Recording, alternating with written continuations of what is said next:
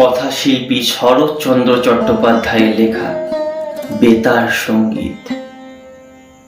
শহর হইতে দূরে গ্রামের মধ্যে আমার বাস। অতীতের নানা প্রকার আমোদ ও আনন্দের প্রাত্যহিক আয়োজন গ্রামে আর নাই। পল্লী এখন নির্জীব, নিরানন্দ।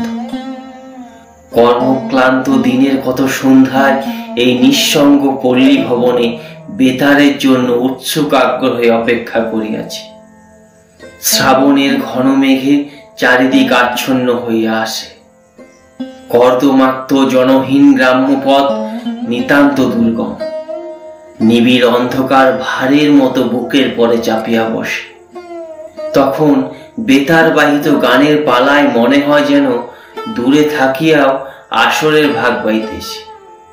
আবার কোনদিন ক্ষান্ত বর্ষণ আকাশে লঘু মেঘের ফাঁকে ফাঁকে চাঁদের আলো দেখা দেয়। বর্ষার সুবিস্তীর্ণ নদী জলে মলিন জ্যোৎস্না ছড়াইয়া পড়ে।